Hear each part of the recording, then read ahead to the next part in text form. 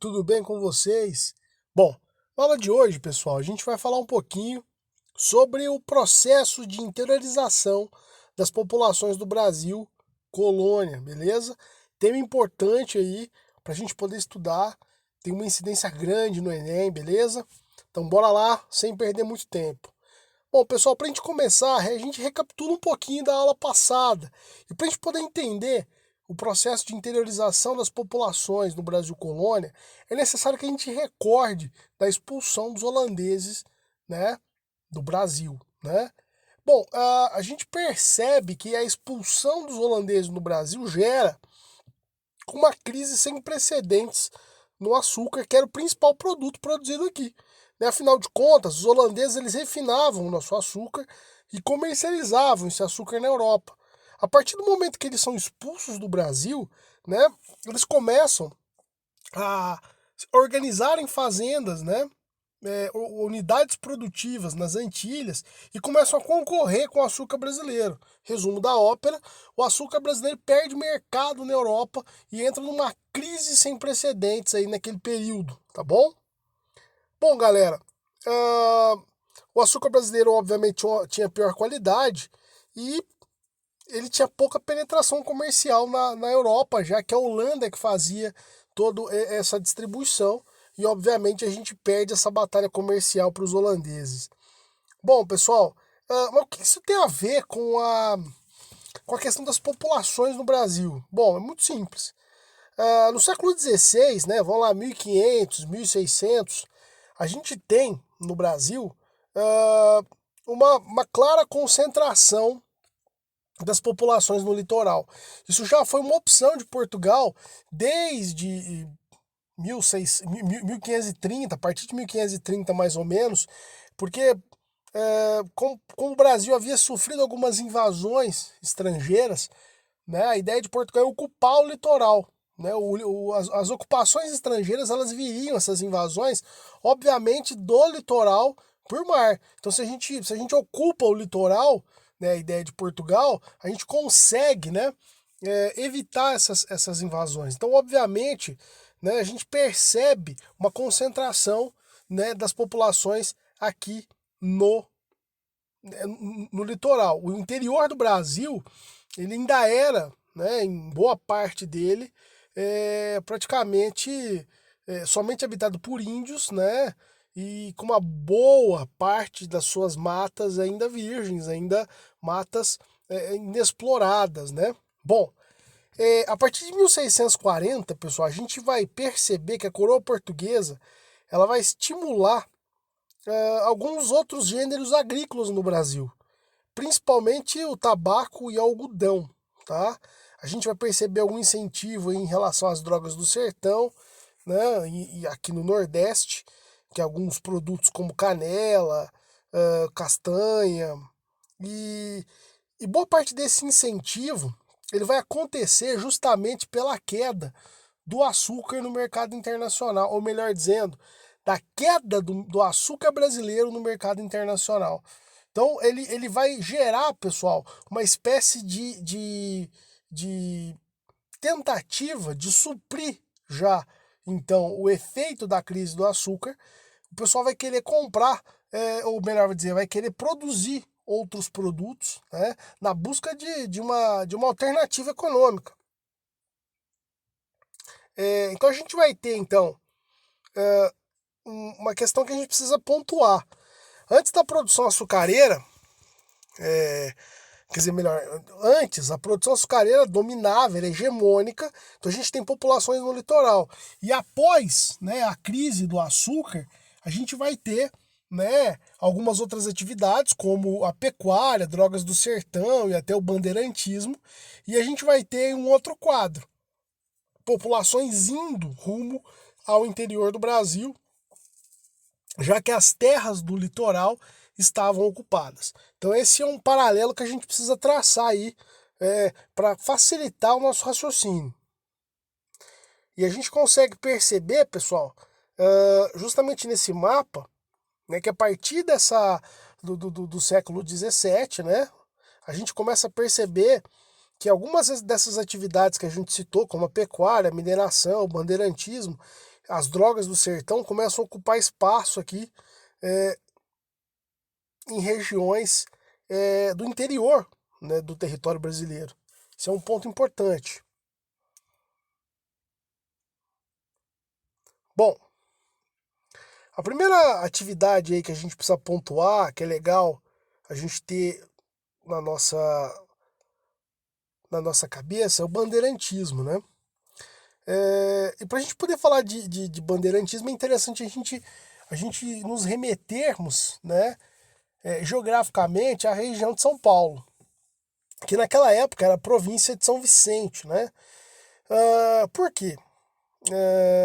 Lá foi o principal centro irradiador da cultura bandeirante. E aí é importante a gente lembrar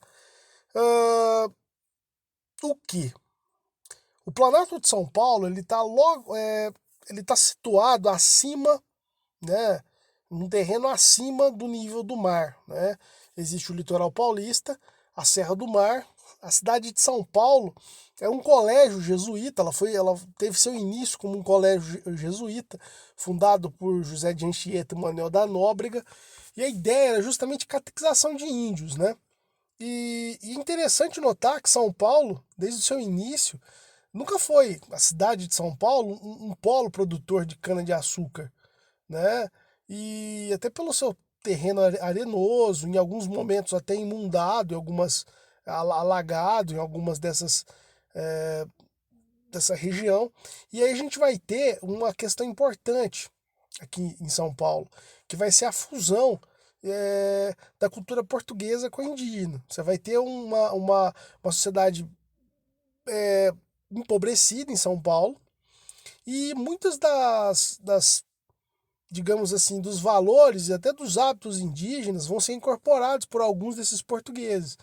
Né? Eles vão ter um senso de, de, de, de se portar, de andar na mata, de ter algumas noções, né, bem interessantes que são introduzidas e que são assim trazidas da cultura indígena.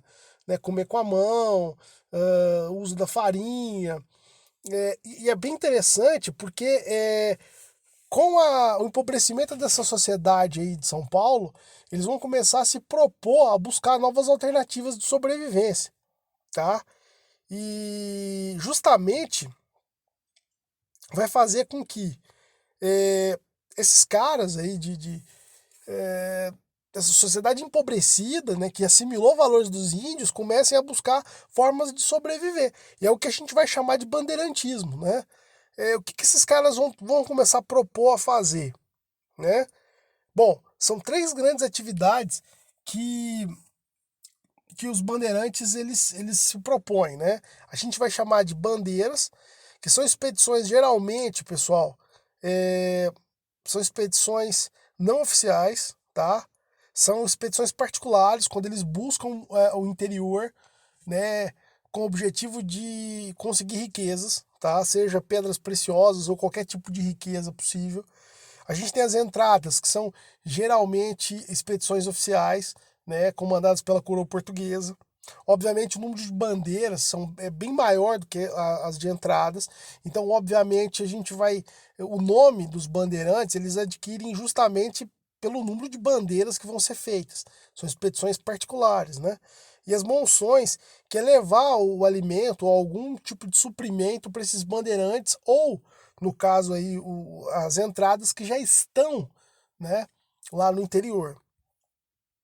Bom, o primeiro tipo de bandeira que é muito comum é o de apresamento de índio.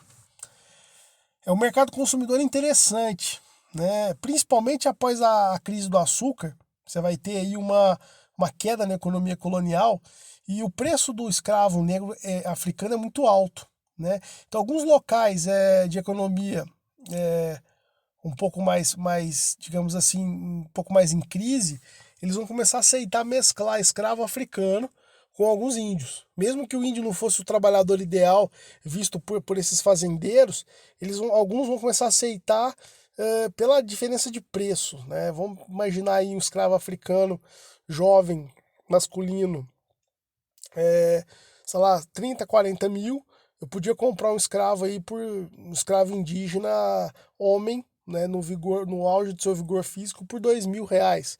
Vamos imaginar um paralelo nesse sentido. Então, obviamente, isso gerou aí, né, um mercado, né, que esses bandeirantes começaram a tentar suprir, né? Então, interessante aí, uma forma de ganhar dinheiro, né? Uma outra forma que se tinha, obviamente, é a procura pelos metais preciosos, pessoal. E aí a gente vai ter o Antônio Rodrigues Arzão, né, que vai encontrar ouro na região de Minas Gerais por volta de 1674, que vai iniciar todo um processo, um período da história brasileira, justamente aí, né, por essa descoberta, né, importante aí do ouro, que sempre foi aí o que os portugueses sempre almejaram, mas nunca haviam conseguido até então.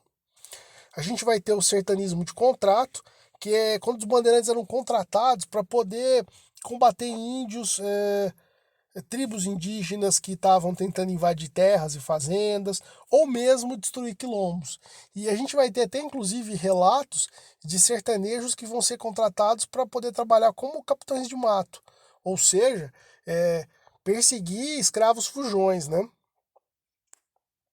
É importante aí, porque a gente vai entrar, a partir da ideia dos bandeirantes, no ciclo da mineração, que vai ser tema da nossa próxima aula, né? Mas ele é marcado justamente dentro desse processo da interiorização das populações brasileiras, tá bom? Ah, e aí a gente vai ter aí, a partir da descoberta do Antônio Rodrigues Arzão, justamente aí essa região das Minas Gerais, né? E aí vai iniciar um novo ciclo, né, dentro da história do Brasil. Se a gente trabalhou até na aula passada a ideia do ciclo do açúcar, inicia-se o ciclo do ouro, né? A principal atividade, aquela atividade central da economia brasileira no período. Bom, pessoal, só para vocês terem uma noção do quanto foi algo assim, eu não vou entrar tanto em detalhes, mas a descoberta do ouro gerou um fluxo de pessoas para a região das Minas Gerais de forma brutal, né? E obviamente, toda vez que a gente tem um grande fluxo de pessoas indo para o mesmo lugar, gera confusão. E a Guerra dos Embobas foi mais ou menos isso, porque aquela região ali, o Rio das Velhas, na região central de Minas, que recebeu esse grande fluxo de pessoas vindas de todos os lugares, vindos do Nordeste, que era uma região de grande crise econômica, alguns vindos de Portugal, outros de outros países, pessoas que adentraram aí o sertão brasileiro em busca de ouro. E aí chegando lá, eles confrontaram as pessoas que haviam descoberto o ouro, que eram os bandeirantes, os paulistas, e gerou aí uma grande confusão. Os bandeirantes se viam donos aí do ouro, né? Eles haviam descoberto e se imaginavam donos daquelas terras e donos do ouro, né? Obviamente. E eles começaram a a denominarem essas pessoas que estavam vindo de fora, principalmente pessoas aí relacionadas aí a, a, a estrangeiros, como os portugueses, eles começaram a chamar essas pessoas de emboabas, que é uma espécie de um passarinho emplumado, né? Que não é muito bonito, né? Por isso até o apelido pejorativo. E eles começaram o quê? A rolar uma tensão muito grande entre esses dois grupos. Os forasteiros, pessoas que vieram de fora, e as pessoas que haviam chegado antes, né? No caso, os bandeirantes. Então a gente vai ter uma disputa, né? Essa disputa ela vai chegar no auge da sua tensão numa disputa armada, né? A Guerra dos Emboabas, e que vai, na verdade, gerar uma guerra, né? Os bandeirantes vão perder essa disputa, porque eles eram um menor número, e eles vão ser expulsos aí daquela região de Minas Gerais. Inclusive, a partir desse momento se cria, né, a província de Minas e São Paulo, e a coroa portuguesa começa a preterir um controle maior sobre a região. Inclusive, vai gerar a criação das casas de fundição, que, que seria nada mais nada menos do que os caras eles controlarem o ouro, né, por meio de barras de ouro, né? Eles vão, quem for pego andando com pepitas de ouro que não foram transformadas em barras, né, obviamente seria preso, né? Eles vão lotear essas terras e vão legalizar um pouquinho aí a ideia do controle da coroa sobre esse ouro. Bom, mas esse não é o tema central da aula. E o que eu quero chamar a atenção para vocês é a questão também da pecuária, né? Eu vou dar uma ênfase maior na aula que vem, né, quando a gente for trabalhar o ciclo do ouro, sobre casa de fundição, a organização aí da região mineradora, tá bom? No Brasil Colônia. Bom, a pecuária é importante também, foi uma outra atividade importantíssima no processo de interiorização. Por quê? No primeiro momento, a gente precisa olhar a pecuária como uma atividade auxiliar ao açúcar, né? Se a gente pensar lá dentro do engenho de açúcar no Brasil colonial, o gado ele tem função crucial. A tração aí da moenda ela é feita pelo gado, né? A gente vai ter o gado aí fornecendo couro, o gado fornecendo leite, mas com a crise do açúcar, a criação de gado ela se torna uma atividade que vai tomando um corpo cada vez maior. E como as terras do litoral elas estavam ocupadas pela criação, pela cultura do açúcar, começa-se a criar gado, né, em regiões que não estavam ocupadas pelo açúcar. Obviamente, né, se o açúcar está no litoral, eles começam a ir para o interior. E quase sempre utilizam-se dos cursos dos rios, né, porque, obviamente, o rio ele serviria tanto de fonte de água, mas ele também serviria, né, de guia. Já que eles estavam indo para regiões que eles não conheciam tão bem, o rio poderia servir como guia, né, de retorno da onde eles saíram, né, e facilitaria praticamente toda a sobrevivência, né, dos animais e das pessoas que se dirigiam rumo ao interior do Brasil naquele momento. E essa atividade da pecuária, ela começa a ganhar forma, a ganhar desenho e até importância, porque ela vai começar, né, a fornecer leite, a fornecer couro, a fornecer carne, né?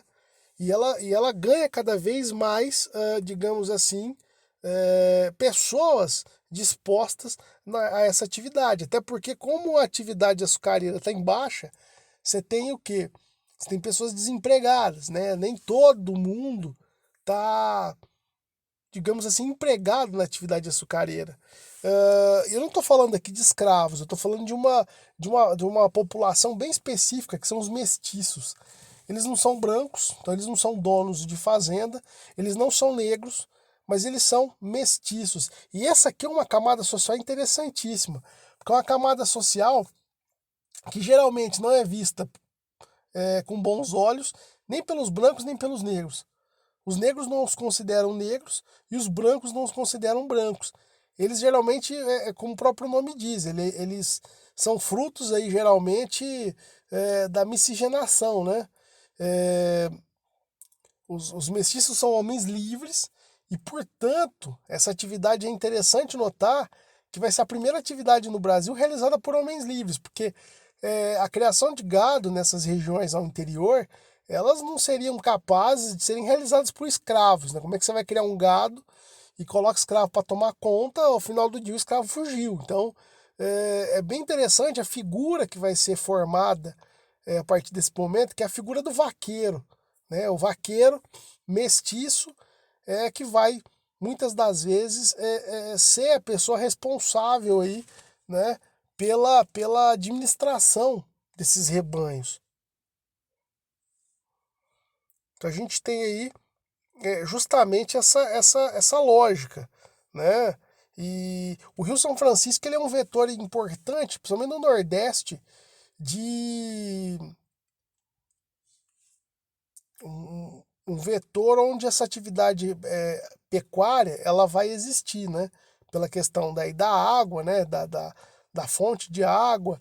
O Rio São Francisco ele vai fazer com que essas populações, essas criações de gado e até populações que depois vão começar a ser atraídas para o interior, né? A gente vai perceber hoje, inclusive, que várias cidades que ficam à margem do Rio São Francisco, Juazeiro, Mossoró, elas foram criadas justamente nesse contexto da pecuária. Então a pecuária é uma atividade que vai começar a atrair pessoas, né, com o seu desenvolvimento. Mas a pecuária ela não acontece no Nordeste só, ela vai ter um papel ativo também no Sul, tá? Se a gente para pensar, a gente vai ter algumas questões bem interessantes, principalmente relacionada às vindas de charque e até de gado da região sul para abastecer, né, de alimentos a região das Minas Gerais. Como se descobre ouro em Minas Gerais, Minas Gerais tem uma questão bem interessante, né? Minas Gerais é um local onde você tem dinheiro, mas você não tem comida, né? Toda a terra em Minas ela vai ser utilizada para poder explorar ouro, pelo menos aquela região ali central de Minas. Que as pessoas não se preocupavam, elas não tinham tempo de plantar seus alimentos. E aí você tinha uma atividade bem interessante, que até o próprio Bandeirante vai desempenhar, que é de trazer gado, né, do sul da Argentina, do Uruguai, ou mesmo carne, né, charque, que é a carne salgada, para abastecer essa região aí da, de Minas Gerais. E ao longo desse caminho, várias cidades vão se formando. Araçatuba, você tem Barretos, você tem Chapecó, são cidades que foram sendo montadas, né, como entrepostos comerciais aí, né, entrepostos de passagem de pessoas, né, que realizavam essa atividade regularmente. Então é importante a gente perceber o quanto a pecuária ela ajudou a povoar o Brasil, principalmente as regiões aí sertanejas, né, as regiões do interior do Brasil. Bom, outra atividade importante, pessoal, são as drogas do sertão, que são várias especiarias que ficam, ou melhor dizendo, que são relacionadas a plantas de regiões tanto tropicais do Cerrado quanto regiões amazônicas, né? E aí eu estou falando de plantas, sementes, raízes, frutas, ervas medicinais. E você tinha uma grande aceitação na Europa. E é justamente por isso que você tem um valor econômico agregado bem interessante para esses produtos, né? E o ponto central aqui é o seguinte: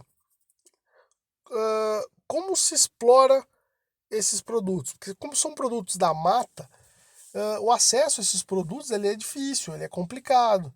E aí eles têm uma questão bem interessante, né? Os índios eles ajudavam a prospecção desses produtos. Mas os índios muitas das vezes eram hostis aos europeus. Então como é que eles faziam boa parte da exploração? Eles se utilizavam, né, dos índios catequizados. Né? Esses índios catequizados eles viviam nas escolas jesuíticas. Né? Então muitas das vezes é interessante você notar a incidência das invasões, né, de colonos nessas escolas jesuíticas para aprisionar índios, para que esses índios os auxiliassem na exploração das drogas do sertão. Né? E como essas escolas jesuíticas ficavam geralmente bem ao interior do Brasil, era comum você criar, né, digamos, vilas e até povoados de pessoas que ficavam nas cercanias dessas escolas, né, para poder mais tarde explorar o, essas drogas do sertão ali da região e estabelecer comércio com a Europa a preços bem interessantes, diga-se de passagem. Então essa busca pelas drogas do sertão, ela vai atrair também sistematicamente pessoas e aí você vai ter o povoamento de regiões que antes eram impensadas, né? Naquele momento.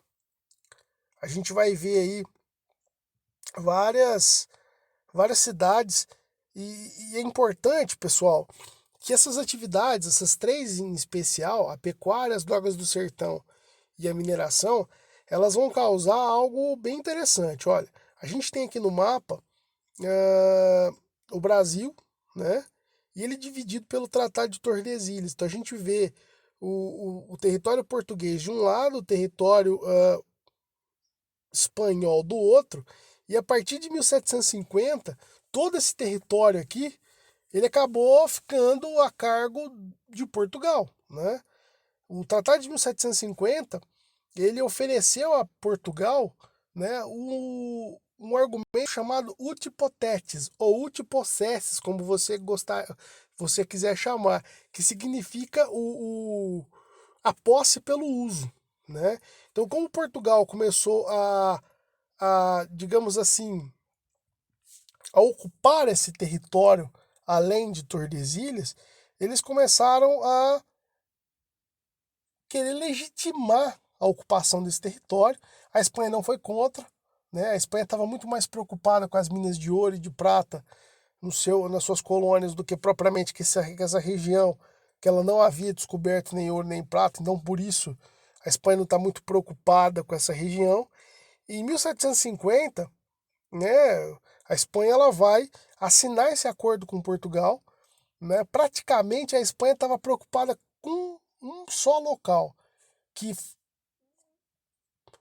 inicialmente era da Espanha, mas que eles haviam perdido para Portugal, que era a colônia de Sacramento, que atualmente é o Uruguai. Então a Espanha abre mão de todas essas regiões aí, que hoje compõem o norte do Brasil, a região centro-oeste, basicamente em troca da colônia de Sacramento. Por que a colônia de Sacramento era tão importante, né? Porque era uma região de escoamento da prata que vinha das minas de Potosí e que é a região ali do Peru, da Bolívia. E existe um rio chamado Rio da Plata, né? Que escoa ali, vindo do Peru, passando pela Argentina, que ele passa justamente antes de desembocar no Oceano Atlântico, no Uruguai. E qual a cidade justamente que é banhada por esse rio? Né? A cidade de Sacramento. E aí perceba a importância estratégica dessa cidade. Se os portugueses controlassem a cidade, eles podiam simplesmente, num ato de guerra, bloquear a passagem dessa prata, desse metal precioso, que iria fatalmente para a Espanha e podia atrapalhar os planos espanhóis. Então, estrategicamente, era muito problemático a ocupação portuguesa naquele local, né, o que faz com que a Espanha abra mão de vários territórios em favor da cidade de Sacramento, né, da colônia de Sacramento. E é importante a gente pensar no Tratado de Madrid, porque ele, segundo especialistas, ele deu para o Brasil essa configuração muito próxima da configuração atual que a gente tem, salvo algumas exceções aí, principalmente em relação ao Acre, Roraima, que vieram mais tarde, mas isso é tema da próxima aula, ou de uma outra eventual aula adiante. Pessoal, espero que vocês tenham entendido. Um grande abraço, fiquem com Deus.